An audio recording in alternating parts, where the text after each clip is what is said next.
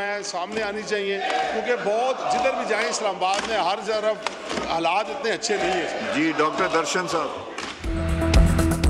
कौमी असम्बली इजलास में आज भी अपोजिशन का एहतजाज हंगामा राई। अपोजिशन अरकान के ऐवान में नारेबाजी शोर शराबा। PTI अरकान का डेस्क बजाकर एहतजाज, एजेंडे की कॉपियां फाड़ दी। स्पीकर का अपोजिशन लीडर को नुक्ता एतराज पर बात करने की इजाजत देने से इनकार।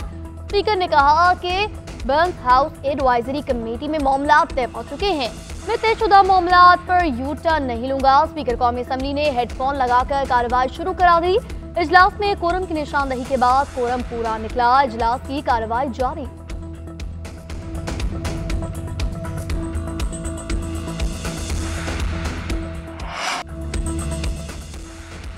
बेंचेज इख्तियार से मुतालिक केस मुकर्रर न करने के खिलाफ तौहीन अदालत केस की समाअत एडिशनल रजिस्ट्रार नजर अब्बास से आज ही तहरीरी जवाब तलब। जस्टिस मंसूर अली शाह ने रिमार्क्स दिए, इस केस का आईनी तरमीम से कोई ताल्लुक नहीं। बेंच अपना दायरा इख्तियार देखना चाह रहा हो तो क्या केस वापस लिया जा सकता है? तहरीरी जवाब तक रजिस्ट्रार का मौक़िफ़ नजर अब्बास का दिफा करार नहीं दिया जा सकता। वकील शाहिद जमील ने कहा, एक केस चल रहा हो उसको बेंच से वापस नहीं लिया जा सकता। जस्टिस मंसूर अली शाह ने रिमार्क्स दिए, मतलब ये कि जब एक केस शुरू हो गया तो उसकी वापसी नहीं। मुनीर मलिक ने कहा, मेरी राय में कमेटी जुडिशल ऑर्डर को इंतजामी ऑर्डर से खत्म नहीं कर सकती। ये मामला अब अदलिया की आज़ादी से जुड़ा है। मामला हमेशा के लिए हल फुल कोर्ट से हो सकता है। अटॉर्नी जनरल का अदालती मुआवरीन मुकर्रर करने पर एतराज़, कहा जो अदालती मुआवरीन मुकर्रर किए गए हैं वो 26वीं तरमीम के खिलाफ दरख्वास्त गुजारों के वुकला हैं। अदालत ने रिमार्क्स दिए, एहसन भून और ख्वाजा हारिस को कल सुनेंगे।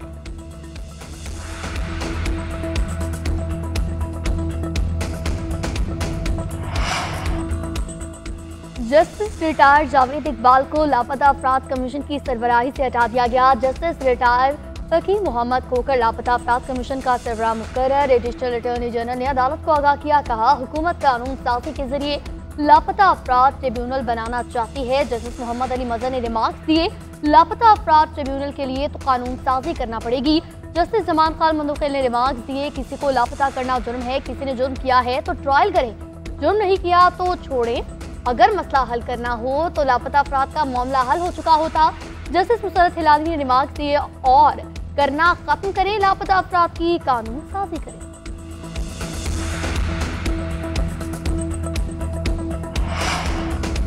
वज़ीर-ए-आज़म शहबाज शरीफ ने भिंबर में दानी स्कूल सिस्टम का संगे बुनियाद रख दिया। दानी स्कूल सिस्टम के बच्चे और बच्चियों की अलहदा कैंपस होंगे। शहबाज शरीफ ने कहा है, 1 साल की रिकॉर्ड मुद्दत में स्कूल का आगाज किया जाएगा। दानी स्कूल सिस्टम पसमानदा और मुस्तहिक बच्चों के ख्वाबों की ताबीर साबित होगा। HSN कॉलेज में ना पढ़ सकने वालों की कमी दानी स्कूल पूरी करेगा। कश्मीरियों की सफारती अखलाकी मदद जारी रखेंगे। कश्मीरियों की कुर्बानियां रायगा नहीं जाएंगी। भारत अक़वाम मुत्तहिदा की करारदादों के मुताबिक कश्मीरियों को हक़ खुद इरादियत दे।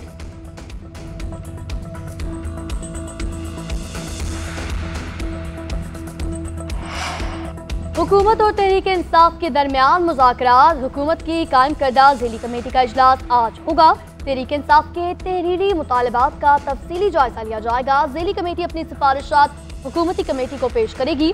हुकूमती कमेटी रवा हफ्ते के आखिर में तहरीरी जवाब स्पीकर को जमा करवाएगी। राना सनाउल्लाह कहते हैं, तहरीरी जवाब तैयार होने के बाद पता चलेगा कि जुडिशल कमीशन बनना है या नहीं। इरफान सिद्दीकी बोले, अभी तहरीक इंसाफ का मुसवदा पड़ा है, कोई राय नहीं बनाई। ज़राए के मुताबिक हुकूमती कमेटी के इजलास में जुडिशल कमीशन की तश्कील की मुखालफत की गई। स्पीकर कौमी असम्बली 28 जनवरी को मुज़ाकराती कमेटियों का इजलास तलब करेंगे। इजलास में तहरीक इंसाफ को तहरीरी जवाब दिया जाएगा।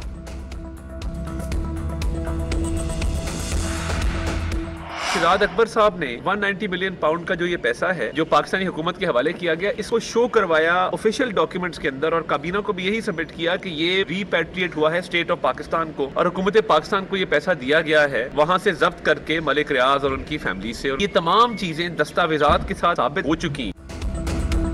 190 मिलियन पाउंड से मुतालिक बंद लिफाफा काबीना में लाया गया और उसकी मंजूरी ली गई। मियाँ बीवी ने ट्रस्ट बनाया, जमीनें और अंगूठियां ली। वज़ीर इत्तलात अता तारर ने कहा कि तमाम चीजें दस्तावेजात से साबित हो चुकी।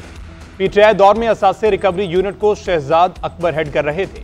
शहजाद अकबर ने बताया कि मलिक रियाज और उनकी फैमिली से पैसा जब्त करके दिया गया।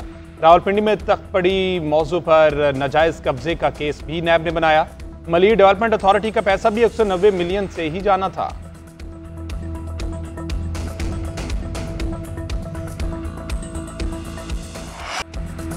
पाकिस्तान मशरिक़ वुस्ता के 2 बैंकों से $1 अरब कर्ज लेगा।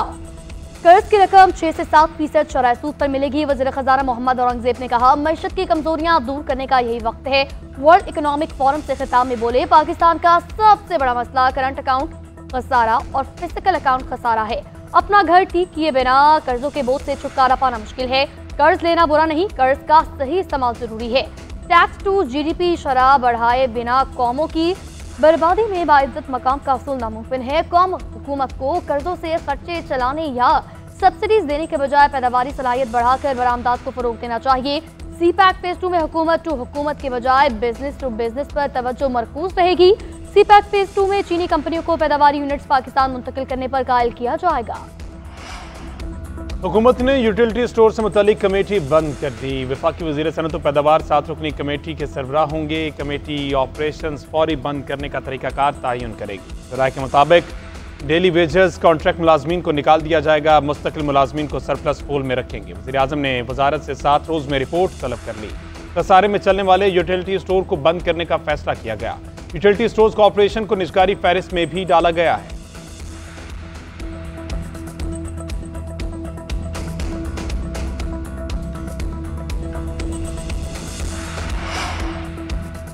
इस्लामाबाद के कैबिनेट ब्लॉक चौक में सरकारी मुलाजमीन का एहतजाज। मुतालिबात की मंजूरी के लिए हुकूमत को डेडलाइन दे दी। मुजाहिरीन का कहना है 10 फरवरी तक मुतालिबात तस्लीम न हुए तो दोबारा एहतजाज करेंगे। मुजाहिरीन ने मुतालबा किया कि वफाकी सरकारी इदारों के मुलाजमीन की तनख्वाहों में तफरीक खत्म की जाए, तनख्वाहों पर टैक्स वापस लिया जाए, स्कूलों और इदारों की बंदिश और निजकारी के बजाय बेहतर इस्लाहात की जाए, जालिमाना पेंशन इस्लाहात को फिलफौर वापस लिया जाए।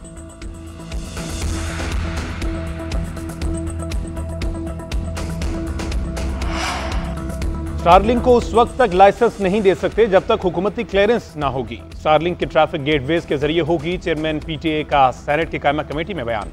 कहा, स्टारलिंक ने कहा है कि वो सिस्टम को बाईपास नहीं करेंगे। जब हुकूमत कहेगी तो सर्विस बंद करने के पाबंद होंगे। कायमा कमेटी का एलन मस्क के बयानात पर तशवीश का इजहार। चेयरपर्सन कमेटी अनुशा रहमान ने कहा, एलन मस्क ने पाकिस्तान के खिलाफ प्रोपेगेंडा किया। एलन मस्क ने पाकिस्तान मुखालिफ मौक़िफ़ इख्तियार किया। उसके बयानात को भारत ने बहुत उछाला। कौमी असम्बली की कायमा कमेटी बराए IT ने डिजिटल नेशन बिल 2024 मंजूर कर लिया। बिल मंजूर करने के हक में 10-6 ने मुखालफत में वोट दिए।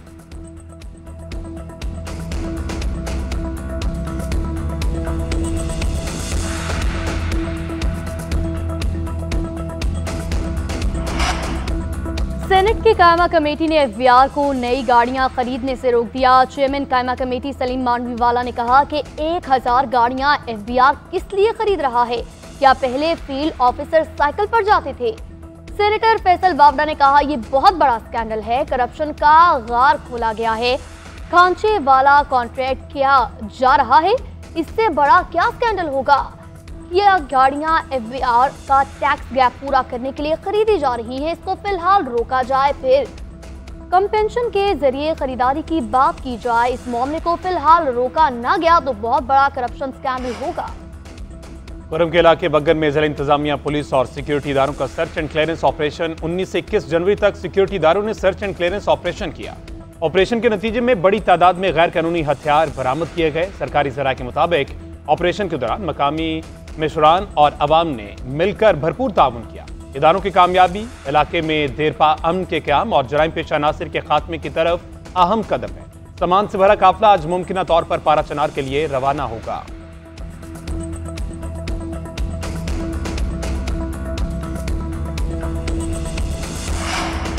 इंसानी स्मगलिंग रोकने के लिए FIA ने एडवाइजरी जारी कर दी। एडवाइजरी के तहत 9 शहरों से जाने वाले शहरियों पर कड़ी नजर रखने की हिदायत। इन शहरों में मंडी बहाउद्दीन, गुजरात, सियालकोट, गुजरावाला, जेहलुम शामिल। हाफजाबाद, शेखुपुरा, टोबा टेक सिंह और भिम्बर भी इन शहरों में शामिल। पहली बार बैरून मुल्क जाने वाले 15 से 40 साल उम्र के मुसाफिरों पर निगरानी सख्त करने की हिदायत। सऊदिया, अजरबैजान, इथोपिया, सेनेगल, कीनिया, रूस, मिस्र जाने वाले मुसाफिरों की छानबीन का हुक्म। Libya, Iran, Mauritania, Iraq, Turkiye, Qatar, Kuwait और किर्गिस्तान जाने वाले मुसाफिरों की प्रोफाइलिंग का भी हुक्म। एडवाइजरी में कहा गया कि मुसाफिरों के रिटर्न टिकट्स, होटल बुकिंग समेत तमाम दस्तावेजात की मुकम्मल छानबीन की जाए।